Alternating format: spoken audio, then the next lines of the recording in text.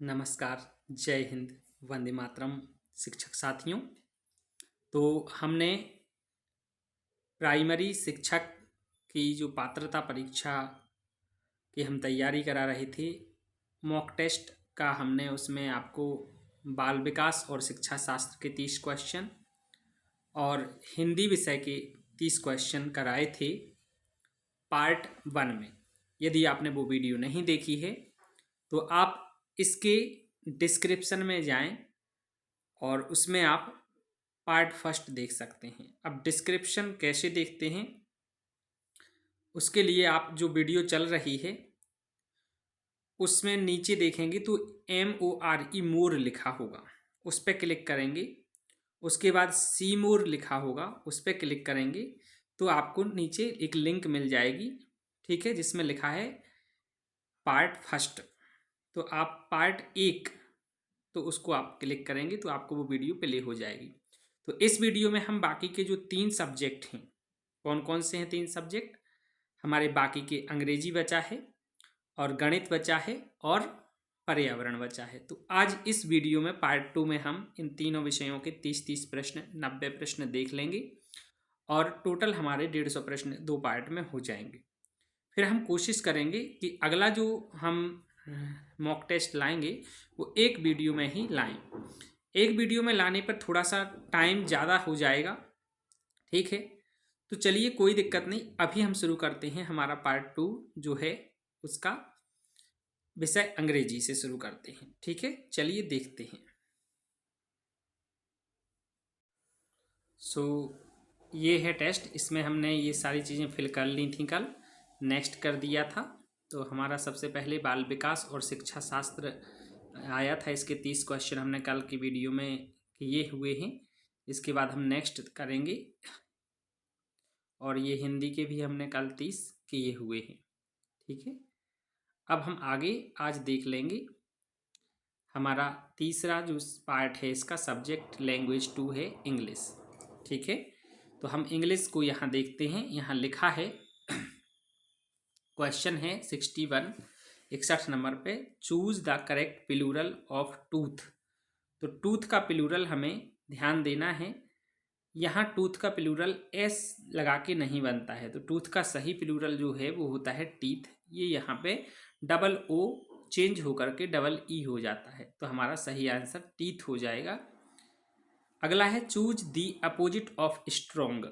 Strong का opposite, opposite मतलब होता है विलोम शब्द, तो विलोम शब्द बताना है हमें स्ट्रोंग का। तो स्ट्रोंग का विलोम शब्द क्या होगा, वीक हो जाएगा। स्ट्रोंग मतलब होता है ताकतवर और वीक मतलब होता है कमजोर, तो यहाँ वीक हो जाएगा, ठीक है। अगला प्रश्न हम देखेंगे, चूज द सिनोनियम ऑफ स्मॉल। सिनोनियम मतलब होता है पर्यायवाची। सिनोनियम मतलब क्या होता है, पर्यायवाची। तो हमें स्मॉल का पर्यायवाची बताना है। तो पर्यायवाची स्मॉल का क्या हो जाएगा, स्मॉल मतलब छोटा और टाइनी मतलब भी छोटा होता है, ठीक है। तो हमारा आंसर हो जाएगा टाइनी। अगला हम देखेंगे, चूज द करेक्ट आर्टिकल। यहाँ पे हमें आर्टिकल हमारा ए एन और द ये होते हैं, ठीक है। तो हमें यहाँ पे अम्ब्रेला लिखा है। हम जब भी आर्टिकल फिलअप करने हों तो हमें जो वर्ड होता है खाली स्थान के बाद, उस वर्ड को पढ़ना होता है। क्या करना होता है, पढ़ना होता है। पढ़ने पर उसका हमें पहला अक्षर देखना होता है। यहाँ हम पढ़ रहे हैं तो जो पहला अक्षर है वो यहाँ पे हिंदी का स्वर है, और यदि हिंदी का स्वर है तो हमें एन भरना है। उसमें क्या भरना है, एन भरना होता है, ठीक है। तो हमारा सही आंसर हो जाएगा इसमें एन। अगला है चूज द करेक्ट प्रीपोजिशन। अब प्रीपोजिशन हमें देखना है, the cat is blank the chair, ठीक है। तो चेयर बिल्ली है, चेयर के नीचे है, तो अंडर होता है नीचे मतलब, ठीक है। तो हो जाएगा the cat is under the chair. अगला हम देखेंगे, चूज द करेक्ट वर्ब। इसमें हमें करेक्ट वर्ब देखना है। जो दे है, ये दे थर्ड पर्सन का प्लूरल है, तो इसके लिए हम प्लूरल वर्ब का यूज करेंगे। और प्लूरल वर्ब जो होती है वो बिना वर्ब के साथ उल्टा होता है। जैसे नाउन में हम एस जोड़ देते हैं तो प्लूरल बन जाता, लेकिन वर्ब जो बेस फॉर्म होता है वो ऑलरेडी प्लूरल फॉर्म होता है, तो प्ले आंसर इसका हो जाएगा। वर्ब उल्टी होती हैं, एस लगाने से सिंगुलर बन जाती हैं, ठीक है, तो प्ले हो जाएगा। आगे हम देखेंगे, choose the past tense of eat. Eat का पास्ट एट होता है, ठीक है। आगे हम देखेंगे, चूज द करेक्ट सेंटेंस। अब हमें इसमें सेंटेंस करेक्ट देखना है। सी हैव ए पेन, ये नहीं, सी के साथ हैव नहीं लगता है, सी के साथ हैव नहीं लगता है। सी हैज ए पेन, तो ये आंसर सही हो जाएगा, सी हैज ए पेन, ठीक है। आगे हम देखेंगे, choose the correct pronoun. Ravi is my friend. अब रवि की बात हो रही है तो रवि लड़का है और लड़के के लिए हम ही यूज करते हैं, तो यहाँ ही हो जाएगा, ठीक है, ही इज काइंड। आगे देखें हम, choose the correct comparative form of tall. अब कंपेरेटिव क्या है? कंपेरेटिव डिग्री होती हैं, 3 डिग्री होती हैं, ठीक है, तो आपको डिग्री याद करनी होती हैं। Tall, taller, tallest. Positive degree होती है, कंपेरेटिव होती है और सुपरलेटिव होती है। तो जैसे ये टॉल है तो ये पॉजिटिव डिग्री है, इसमें हम ER लगा देंगे तो कंपेरेटिव डिग्री हो जाएगी टॉलर। तो इसमें ऑप्शन है हमारा टॉलर, तो हमारा आंसर हो जाएगा टॉलर, ठीक है। आगे हम देखें, चूज द करेक्ट स्पेलिंग। अब इसमें हमें करेक्ट स्पेलिंग देखना है, ठीक है। तो हमारा जो सही वर्ड है नेसेसरी, वो हो जाएगा हमारा, कौन सा हो जाएगा? नेसेसरी वर्ड लिखा है, लेकिन हमें करेक्ट वर्ड देखना है, जो सही स्पेलिंग है, तो NECESSARY होता है, ठीक है। आगे हम देखें, in she sings beautifully, the word beautifully is a. अब यहाँ ब्यूटीफुली, वह ब्यूटीफुली गाती है, तो जो ज़्यादातर जिनमें LY होता है, ज़्यादातर कह रहे हैं हम, वो एडवर्ब कहलाते हैं। क्या कहलाते हैं? एडवर्ब। तो यहाँ पे एडवर्ब हो जाएगा। अगला हम देखें, choose the correct question word.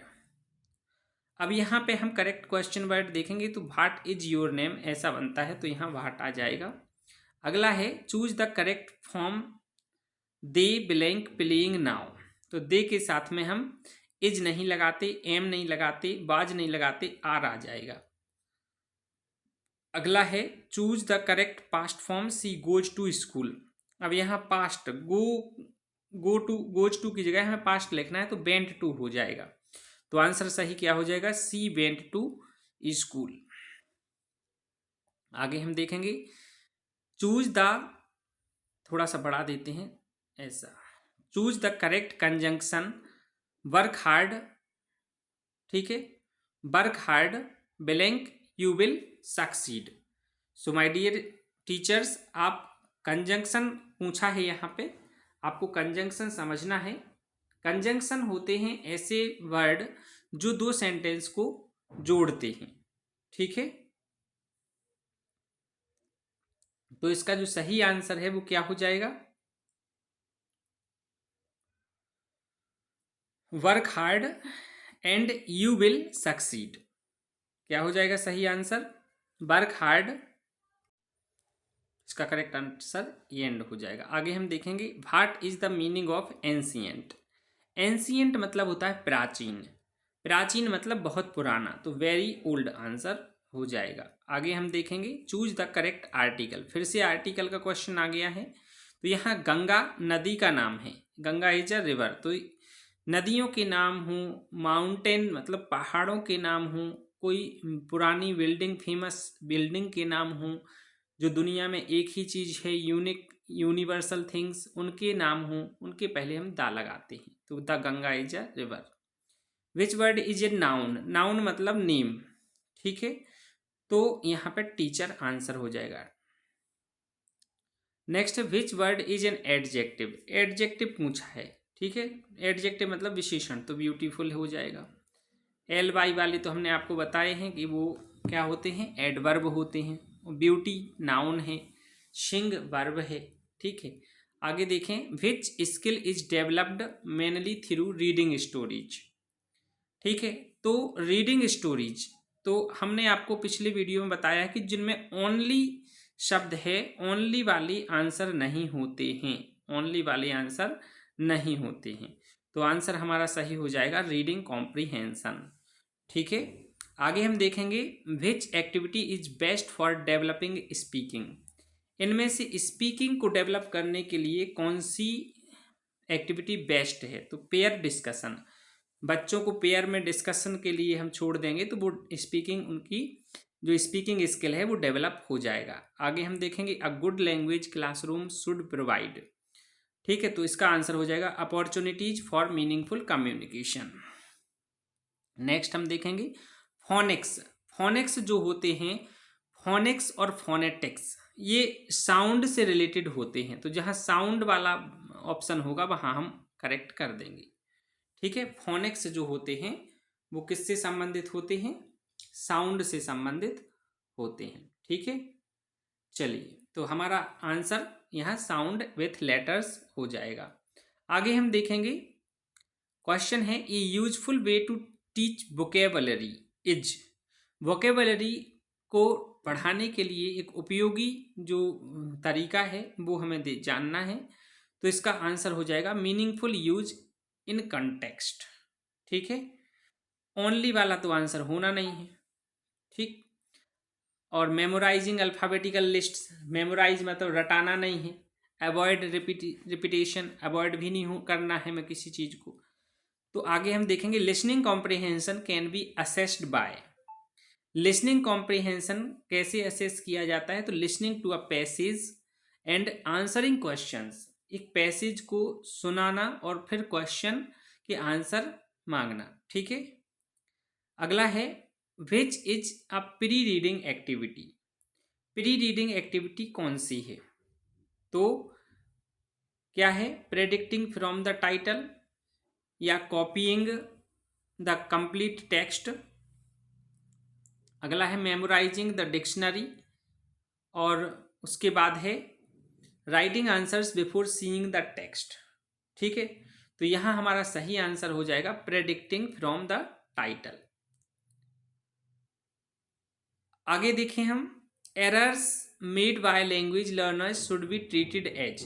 यदि गलती करता है बच्चा भाषा सीखने वाला तो उसको कैसे ट्रीट करना चाहिए? तो पार्ट ऑफ लर्निंग। जो गलतियां होती हैं, जो एरर्स होती हैं, वो एक सीखने का हिस्सा होती हैं, अधिगम का हिस्सा होती हैं, तो पार्ट ऑफ लर्निंग हो जाएगा। आगे देखें the main purpose of formative assessment is to. ठीक है, जो मेन पर्पज होता है, ठीक है, तो फॉर्मेटिव असेसमेंट का वो क्या होता है?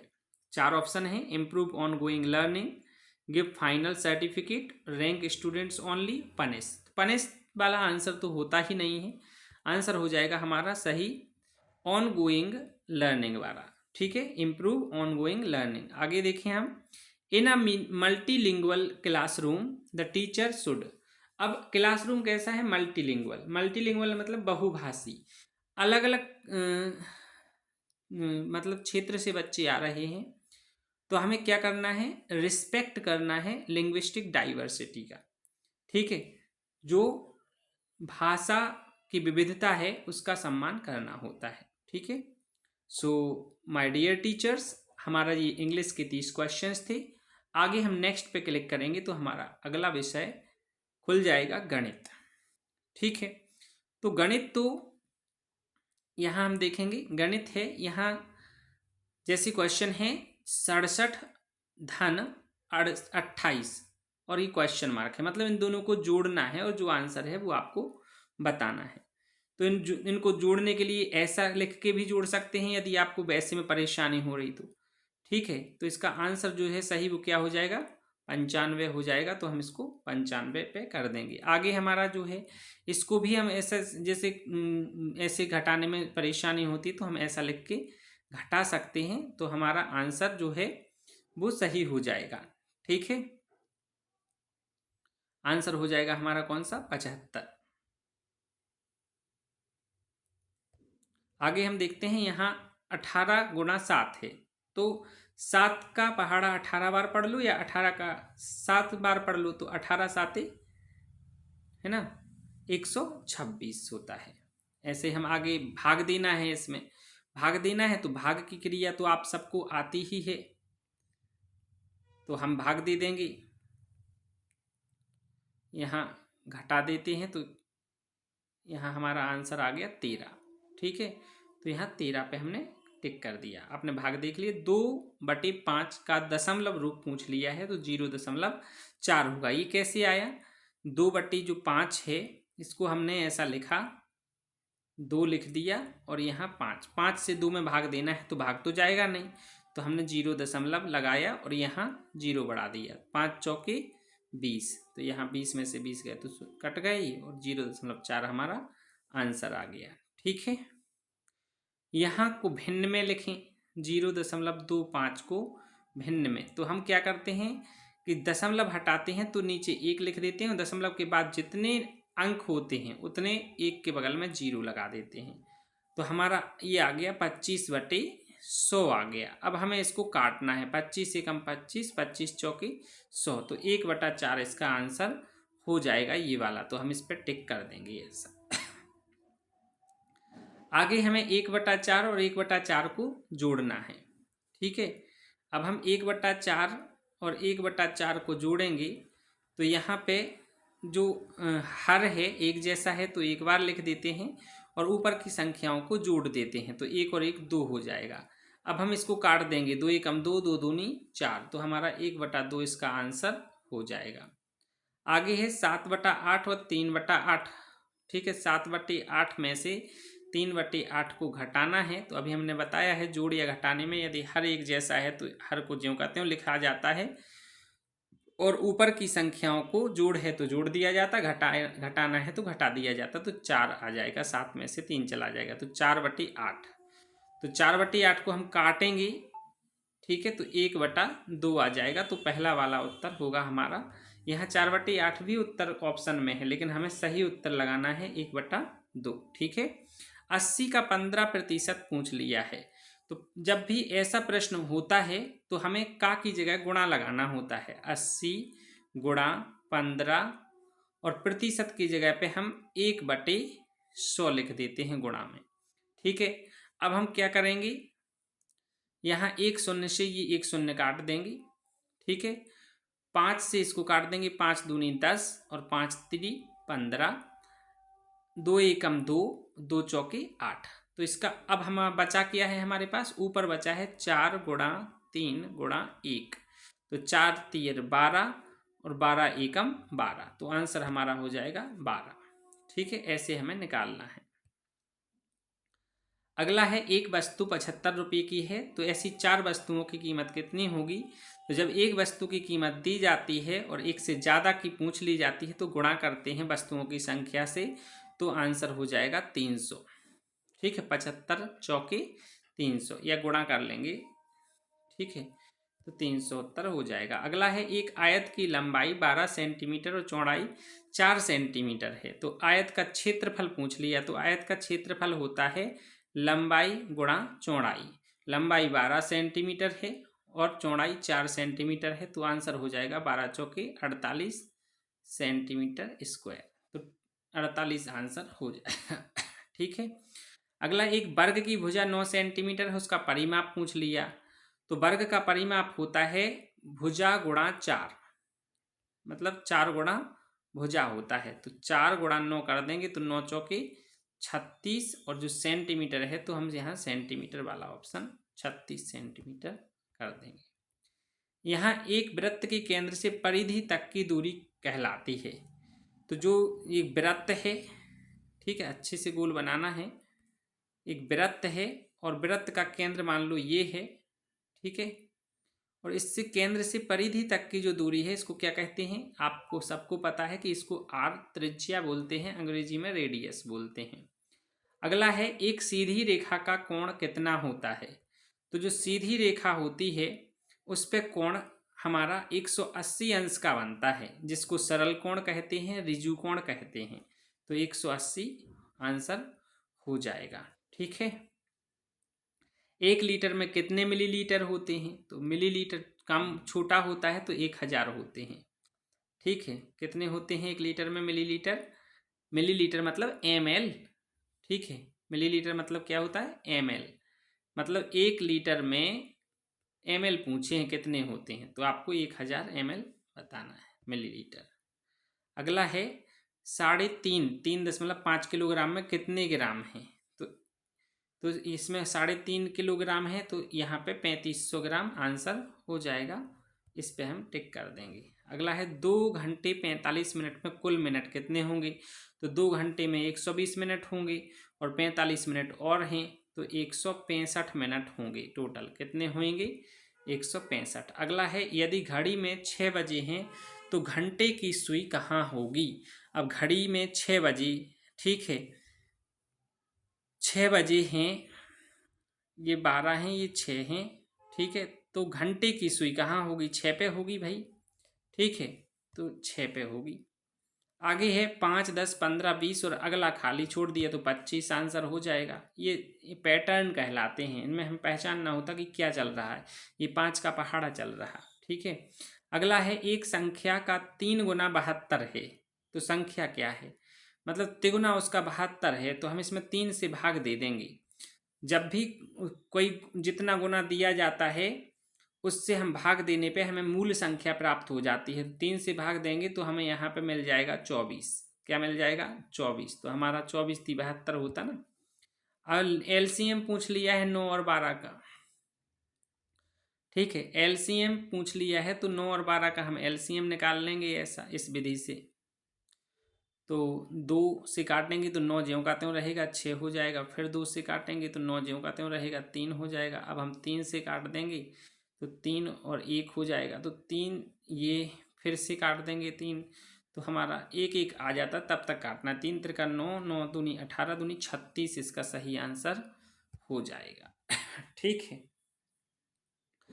आगे हम देखेंगे HCF। HCF मतलब होता है महत्तम समापवर्तक। क्या होता है, महत्तम समापवर्तक। तो महत्तम में हमें हाईएस्ट कॉमन फैक्टर HCF होता है, इसको हमें निकालना होता है। तो इसमें हम क्या करते हैं कि अलग अलग कर लेते हैं इनके फैक्टर, ठीक है, अलग अलग कर लेते हैं, एक साथ भी कर सकते हैं, कोई दिक्कत नहीं है, ठीक है। तो अलग अलग कर लेते हैं, तो इसमें हमें ऐसी नंबर देखनी होती है जिनमें बड़ी से बड़ी नंबर, जिससे दोनों इसमें भाग चला जाए। तो हमारा उत्तर हो जाएगा कौन सा, बताएं फटाफट से, 10 हो जाएगा, ठीक है। जैसे करके बताते हैं, इसको काट देंगे ऐसे, ठीक है, इसको काट दिया, इसको भी काट देंगे तो 15 आ जाएंगे, फिर 3 से काटेंगे तो 5 आ जाएगा, और यहाँ 5।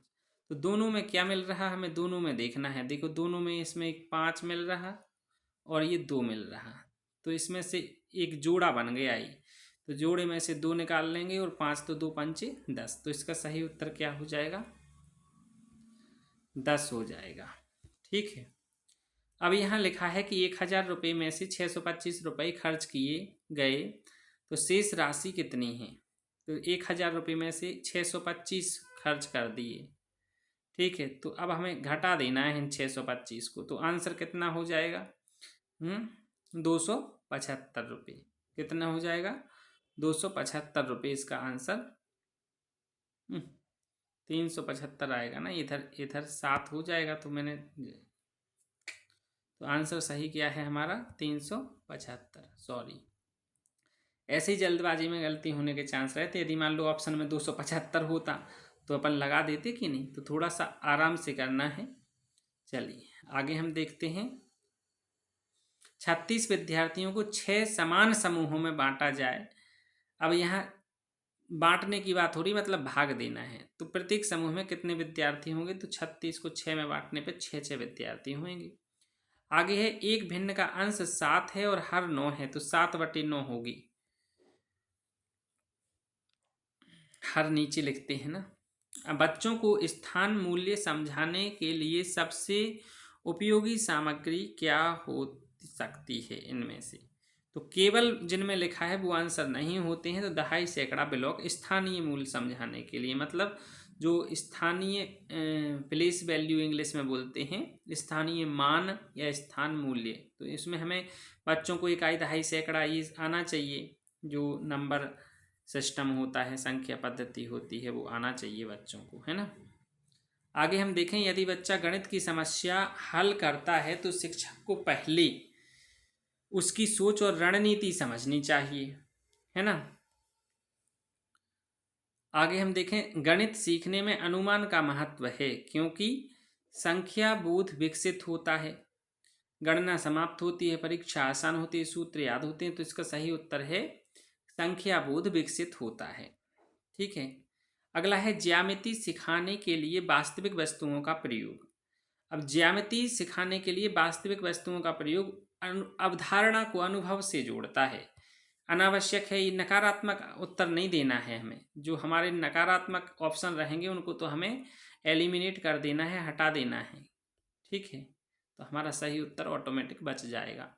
अगला है, गणितीय तर्क विकसित करने के लिए कौन सी गतिविधि उपयोगी है।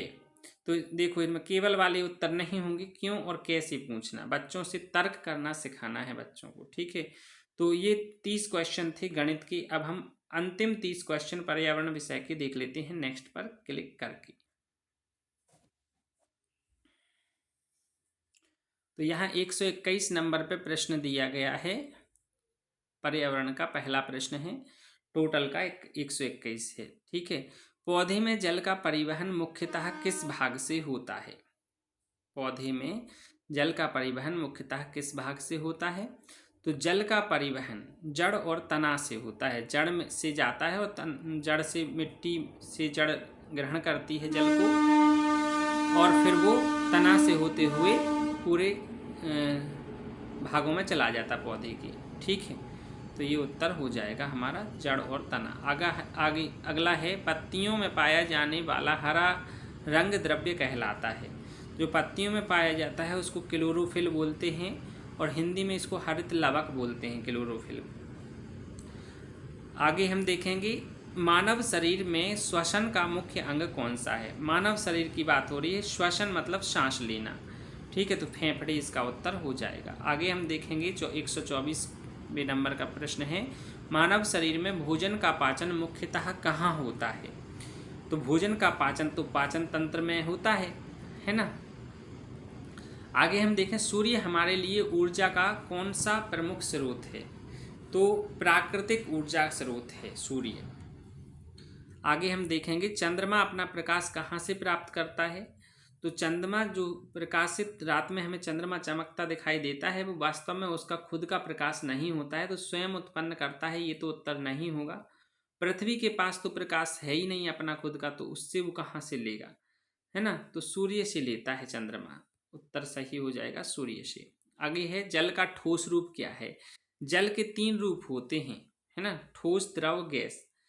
तो जो ठोस होता है वो बर्फ कहलाता है, और द्रव होता है जल खुद। ठीक है, और भाप होता है गैसीय रूप। आगे हम देखेंगे, बादलों के बनने में कौन सी प्रक्रिया महत्वपूर्ण है। तो बादल बनते हैं संघनन की प्रक्रिया से। संघनन क्या होती है, भाप का पुनः पानी में बदलना। ठीक है, हमें पीने के पानी को सुरक्षित रखने के लिए क्या करना चाहिए। तो हमें उसे ढक कर रखना चाहिए। अगला है, डेंगू मुख्यतः किसके कारण फैलता है। तो ये डेंगू मच्छर के काटने से फैलता है। अगला हम देखेंगे, विटामिन डी का प्रमुख स्रोत है। तो विटामिन डी का प्रमुख स्रोत इन ऑप्शन में से सूर्य का प्रकाश है, इसीलिए हम सबको सुबह से 10 से 15 मिनट धूप में बैठना चाहिए या टहलना चाहिए। अगला है, कैल्शियम किसके विकास के लिए महत्वपूर्ण है। तो कैल्शियम हड्डियों और दांतों के लिए महत्वपूर्ण होता है। ठीक है। अगला है, प्रोटीन का अच्छा स्रोत कौन सा है। तो इनमें से जितनी दालें होती हैं वो सब प्रोटीन युक्त होती हैं। ठीक है, तो आंसर दाल हो जाएगा। अगला है, कचरे का पृथक्करण कहाँ करना चाहिए। तो कचरे का जो पृथक्करण है उसको हमें कहाँ करना चाहिए, स्रोत पर। ठीक है, सही आंसर क्या हो जाएगा इसका, स्रोत पर। नदी में नहीं करना चाहिए, नहीं तो जल प्रदूषित हो जाएगा नदी का। नदी प्रदूषित सड़क पर तो करेंगे ही नहीं, है ना, गंदगी फैलेगी इधर उधर। और खेत में भी नहीं करना है, कचरे का खेत में भी काम नहीं है। तो सही उत्तर है स्रोत पर। स्रोत मतलब उसको कचरे का जहां निपटान किया जा रहा। अगला है, जैव जैव अपघटनीय कचरे का उदाहरण है। जैव अपघटनीय मतलब जो सड़ जाता है। उसका सही उत्तर हो जाएगा सब्जियों के छिलके, जीव द्वारा जो सड़ा गला दिया जाता है। सौर ऊर्जा किस प्रकार की ऊर्जा है? तो सौर ऊर्जा कैसी है? नवीकरणीय ऊर्जा है, ये कभी खत्म नहीं होती है। ठीक है, सौर ऊर्जा कैसी है? नवीकरणीय। नवीकरणीय ऊर्जा किस रुतबों कहलाते हैं? जिनको हम एक बार उपयोग कर लें फिर भी वो कभी खत्म नहीं होते हैं। ठीक है, चलिए अगला क्वेश्चन देख लेते हैं। वायु में सबसे अधिक मात्रा कौन सी गैस होती है? अधिक मात्रा में, तो वायु में हमें देखना है सबसे अधिक होती है नाइट्रोजन, 78% से भी ज़्यादा होती है पॉइंट में। ठीक है, तो 78% याद रखें। और ऑक्सीजन होती है 21%। ठीक है, तो ये दोनों टोटल 99% हो गए। और बाकी का जो 1% होती हैं वो अन्य गैसें होती हैं, जिसमें कार्बन डाइऑक्साइड का प्रतिशत है 0.03%। ठीक है, ये कार्बन डाइऑक्साइड होती है। तो ये पूरा का पूरा वायुमंडल का हमें याद रखना है, इससे एक प्रश्न आता ही है। ध्वनि प्रदूषण का प्रमुख कारण हो सकता है? तो ध्वनि प्रदूषण का प्रमुख कारण अत्यधिक तेज आवाज होती है। अगला प्रश्न है जल संरक्षण का अच्छा उपाय है? तो जल संरक्षण का अच्छा उपाय क्या है? नल बंद रखना। ठीक है, नल खुला छोड़ना तो हो ही गई नहीं, बर्बाद होगा पानी। पानी बहाना अनावश्यक से चाहिए। जो नकारात्मक उत्तर हैं उनको नहीं करना है। खाद्य श्रृंखला में हरे पौधों का को क्या कहा जाता है? तो हरे पौधे उत्पादक का काम करते हैं, है ना। अगला है मधुमक्खियों का पौधों के लिए एक महत्वपूर्ण योगदान है। तो जो मधुमक्खियाँ होती हैं वो एक फूल से दूसरे फूल पर बैठती हैं, तो फूलों से पराग कण को ले जाती हैं, तो परागण का कार्य करती हैं वो। ठीक है, पराग कण को एक फूल से दूसरे फूल तक ले जाती हैं, जिनसे उनमें क्या होता है, जो पौधों का फूल से फल बनने की प्रक्रिया होती है। ठीक है, परागण बोलते हैं उसको। अगला है पक्षियों के शरीर पर क्या होता है? तो पक्षियों के शरीर पर आपको सबको पता है पंख होते हैं। आगे देखेंगे मछलियां मुख्यतः किस अंग से श्वसन करती हैं? तो मछलियां जो होती हैं मुख्य अंग होता है उनका श्वसन का गलफड़े, जिनको इंग्लिश में गिल्स बोलते हैं। अगला है रेगिस्तानी क्षेत्र में सामान्यतः पानी की उपलब्धता कैसी होती है? तो बहुत कम होती है, तो कम आंसर हो जाएगा। ठीक है, रेगिस्तानी क्षेत्र में, रेगिस्तान मतलब डेजर्ट। ठीक है, आगे हम देखेंगे कि मानचित्र में दिशाएं समझने के लिए किसका उपयोग किया जाता है? तो दिशा सूचक का, जिसको अंग्रेजी में कंपास कहते हैं। स्थानीय बाजार का अध्ययन बच्चों को क्या समझने में सहायता करता है? स्थानीय बाजार का अध्ययन, तो इससे स्थानीय बाजार का अध्ययन सामाजिक और आर्थिक जीवन को समझाता है। अगला हम देखें ईवीएस में भ्रमण का सबसे बड़ा लाभ क्या है? तो भ्रमण करने पर प्रत्यक्ष अनुभव प्राप्त होता है। आगे देखें बच्चों को जल स्रोतों के बारे में पढ़ाने का अच्छा तरीका क्या है? तो आसपास के स्थानीय जल स्रोतों का अवलोकन कराना चाहिए। अगला है पर्यावरण संरक्षण में पुनः उपयोग का अर्थ है। पुनः उपयोग मतलब होता है दोबारा उपयोग करना। ईवीएस में बच्चों के अनुभवों को शामिल करने का लाभ है सीखना वास्तविक जीवन से जुड़ता है। सो हमारे प्रिय शिक्षक, ये यहाँ पे पूरे 150 प्रश्न हो गए हैं, है ना। और इन 150 प्रश्नों के हमने उत्तर आपको बताए हैं। आप रोक रोक कर चारों ऑप्शन देखें और सही उत्तर आप अच्छे से समझें, और ये बहुत सरल आता है। ऐसे ही अब हम अगली वीडियो बनाएंगे, अगला मॉक टेस्ट उसमें समझाएंगे। कोशिश करेंगे कि एक मॉक टेस्ट रहे उसमें क्वेश्चन नंबर 1 से 150 तक समझाएंगे। तो लगभग वो 40-50 मिनट की वीडियो हो सकती है, क्योंकि इसके लिए हमें पूरा 2.5 घंटा मिलना है। ठीक है, तो ये सरल सरल ही प्रश्न हैं, इनसे हम अभ्यास शुरू कर सकते हैं और आपको बिल्कुल घबराने की ज़रूरत नहीं है। आप सब शिक्षक हैं, पढ़ा रहे हैं, उसी में से आना है।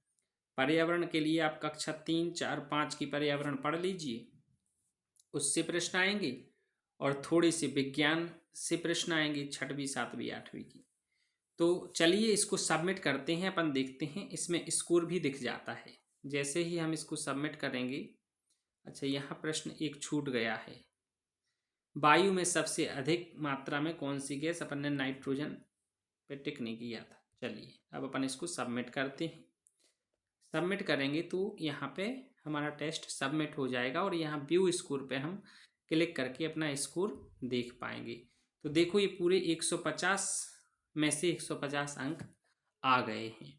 तो ऐसे ही हम ध्यान से यदि करेंगे तो 150 में से 150 आ जाते हैं। ऐसा नहीं सोचना कि नहीं किसी के नहीं आते हैं, परिश्रम करने से आ जाते हैं। परिश्रमेण ही कार्याणि सिद्ध्यन्ति। ठीक है, तो अपन को 150 में से 150 की आवश्यकता नहीं है, कोई टॉप नहीं करना है, और कर लें तो अच्छी बात, लेकिन पॉजिटिव सोचना है। 50% अंक चाहिए हैं पात्र होने के लिए SC ST और OBC के शिक्षकों को, और सामान्य वर्ग के शिक्षकों को 60% अंक चाहिए हैं। ठीक है, तो चलिए अगली वीडियो में आते हैं हम अगला मॉक टेस्ट लेकर के। तब तक के लिए इजाज़त चाहेंगे। जय हिंद, वंदे मातरम।